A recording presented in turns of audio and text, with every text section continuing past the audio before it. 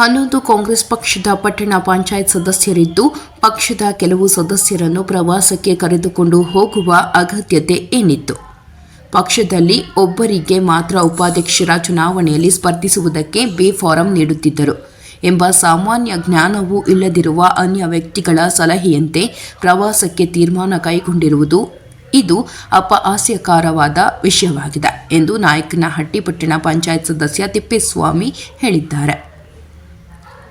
ಪಂಚಾಯಿತಿಯ ಸದಸ್ಯ ನಾಯಕನಹಟ್ಟಿ ಪಟ್ಟಣ ಪಂಚಾಯಿತಿ ಕೆಪಿ ತಿಪ್ಪೇಸ್ವಾಮಿ ಸ್ಥಾಯಿ ಸಮಿತಿ ಅಧ್ಯಕ್ಷರು ಇವರು ಮಾತನಾಡಿ, ಸದೃಢವಾಗಿ ಪಕ್ಷವನ್ನು ಕಟ್ಟುವಲ್ಲಿ ಶ್ರಮಿಸುತ್ತಿದ್ದೇನೆ. ಆದರೆ ನಿಷ್ಠಾವಂತರಲ್ಲದ ಅನ್ಯ ಪಕ್ಷದವರ ಮಾತಿಗೆ ಕಾಂಗ್ರೆಸ್ ಪಕ್ಷದಲ್ಲಿ ಗೌರವ ಇದೆ. ಕೆಲವರು ಕಾಂಗ್ರೆಸ್ ಪಕ್ಷದಲ್ಲಿ ಪಕ್ಷವನ್ನು ಒಡೆಯುವ ತಂತ್ರಗಾರಿಕೆ ಮಾಡುತ್ತಿದ್ದಾರೆ. ಇದರಿಂದ ನಮ್ಮ ಮನಸ್ಸಿಗೆ ಅಸಮಾಧಾನವಾಗಿದೆ. ಶಾಸಕರು ಯಾವುದೇ ನಿರ್ಧಾರವನ್ನು ತೆಗೆದುಕೊಳ್ಳುವಲ್ಲಿ ಸ್ಥಳೀಯರನ್ನು ವಿಶ್ವಾಸಕ್ಕೆ ತೆಗೆದುಕೊಳ್ಳಬೇಕು ಎಂದರು. ವರದಿ ಹರೀಶ್, ನಾಯಕನಹಟ್ಟಿ. ನಾವು ಗ್ರಾಮ ಪಂಚಾಯತಿ ಪಟ್ಟಣ ಪಂಚಾಯತಿ ಕೌನ್ಸಿಲರ್ಗಳು ನಮ್ಮ ಪಾರ್ಟಿಯಿಂದ ಸಿಂಬಲಿಂದ ಗೆದ್ದಿರೋದು 11 ಜನ ಇದ್ದೀವಿ. 11 ಜನದಾಗೂ ನಮ್ಮ ಬಾಡಿನೇ ಇರೋದು.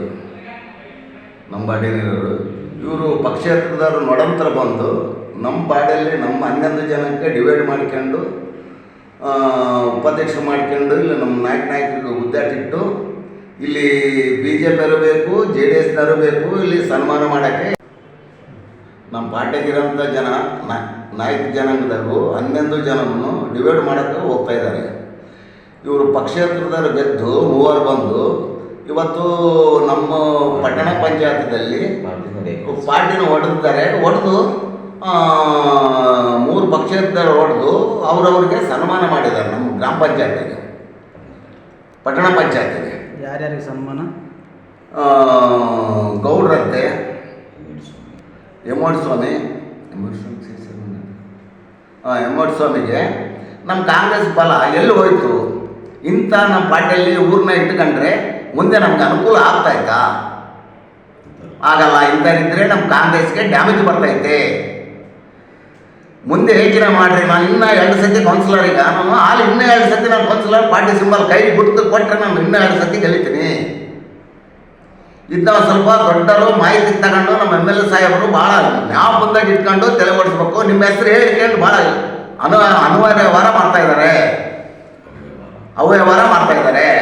ಇದನ್ನ ಇಮಿಡಿಯೇಟಾಗಿ ನೀನು ಆಕ್ಷನ್ ತಗೋಬೇಕು ನಮ್ಮ ಸಾಹಿತ್ಯರು. ಕೌನ್ಸಿಲರ್ ಹಿಡಿದ್ದು ಅವ್ರನ್ನ ಟೂರ್ ಕರ್ಕೊಂಡು ಹೋಗೋಂಥ ಅವಶ್ಯಕತೆಯೇ ಇರಲಿಲ್ಲ. ಅವರಿಗೆ ಅವಿರೋಧವಾಗಿ ಇಲ್ಲಿ ಯಾರನ್ನೂ ಅವ್ರಿಗೆ ನಾಮಿನೇಷನ್ ಮಾಡಿ ಅವ್ರಿಗೆ ಎದುರು ನಿಂತ್ಕೊಳ್ಳೋಂಥ ಪಾರ್ಟಿನೂ ಇರಲಿಲ್ಲ. ಸುಮ್ಮನೆ ಗಲಭೆ ಮಾಡಿಕೊಂಡು ಅವ್ರನ್ನ ಸುಮ್ಮನೆ ಎತ್ತಾಕಿ 2-3 ದಿನ ಕರ್ಕೊಂಡು ಹೋಗಿ ಇವರೊಂದು ಪಾರ್ಟಿ ಅವರೊಂದು ಪಾರ್ಟಿ ಅಬಕಾರಿ KP ಅನ್ವಾರು ಅವ್ರು ಇನ್ಯಾಗ ಮಾಡ್ತಾರೆ ಅಂತಂದು ಸುಮ್ಮನೆ ಸೃಷ್ಟಿ ಮಾಡಿಕೊಂಡು ಜನಗಳಿಗೆ ಗೊತ್ತಿಲ್ಲದಂಥವ್ರಿಗೆಲ್ಲ ಇದನ್ನ ಹುಳ ಬಿಟ್ಟವ್ರಿಗೆ ನಮ್ಮ ಪಾರ್ಟಿನೇ ವರ್ಕ್ ಮಾಡೋಕ್ಕೆ ನಮ್ಮ ಕಾಂಗ್ರೆಸ್ನವರೇ ಇದು ಮಾಡ್ತಾಯಿದ್ದಾರೆ. ಹಂಗಾಗಿ ನಮ್ಮ ಪಾರ್ಟಿಯಿಂದ ಯಾರನ್ನು ಇನ್ನೊಬ್ಬರು ನಾಮಿನೇಷನ್ ಮಾಡಿದ್ರೆ ಒಂದು ಬಿ ಫಾರಂ ಕೊಡ್ತಿದ್ರು ಒಬ್ಬರಿಗೆ. ಹಂಗೇನಾದ್ರು ನಮ್ಮ ಪಾರ್ಟಿಯಿಂದ ಇನ್ನೊಬ್ಬರು ಯಾರಾದರೂ ನಾಮಿನೇಷನ್ ಮಾಡೋಕ್ಕೆ ಹೋದರೆ ಅವ್ರಿಗೆ ವಿಪ್ ಜಾರಿ ಮಾಡ್ಬೋದಾಗಿದೆ. ಅವರು 5 ಆ ಥರ ಇದ್ರೂ ಸುಮ್ಮನೆ ಗುಂಪು ಕಟ್ಕೊಂಡು ಗುಂಪುಗಾರಿಕೆ ರಾಜಕೀಯ ಮಾಡೋಕ್ಕೆ ಹೊರಟಿದ್ದಾರೆ ನಮ್ಮ ಪಾರ್ಟಿಯವ್ರನ್ನೇ. ಇದು ಸರಿಯಿಲ್ಲ ಅಂತಂದು ನಮ್ಮ ಭಾವನೆಗಳಿವೆಲ್ಲ.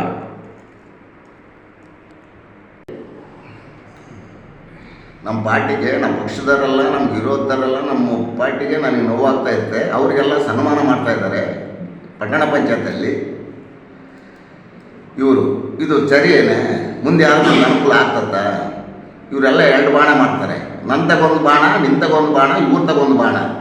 ನಾನು 20-30 ವರ್ಷದಿಂದ ನಾನು ರಾಜಕೀಯ, ನಾನು ಹಿಂದೆ ಬಕೆಟ್ ಇಟ್ಕೊಂಡು ತಿರ್ಗೋ ಜನ ಅಲ್ಲ. ನನ್ನ ನೇರ ಏನಾನ ಆದರೆ ಯಾಕೆ ನಾನು ಅಂಥ ವ್ಯಕ್ತಿ. ಇವತ್ತು ಅನವತ್ತಿ ನಡೀತಾ ಇದ್ದಾವೆ ಇಲ್ಲಿ ಪಟ್ಟಣ ಪಂಚಾಯತಲ್ಲಿ, ಇಂಥವೆಲ್ಲ ನಡೀತಾ ಇದ್ದಾವೆ. ನೀವು ಒಂದು ಸ್ವಲ್ಪ ಶಾಸಕರು ನೋಡಿ ಯೋಚನೆ ಮಾಡಿ ಸ್ವಲ್ಪ ತಲೆಗೆಟ್ಕೊಳ್ರಿ ಸರ್. ಎನ್ವೈರ್ ಸರ್,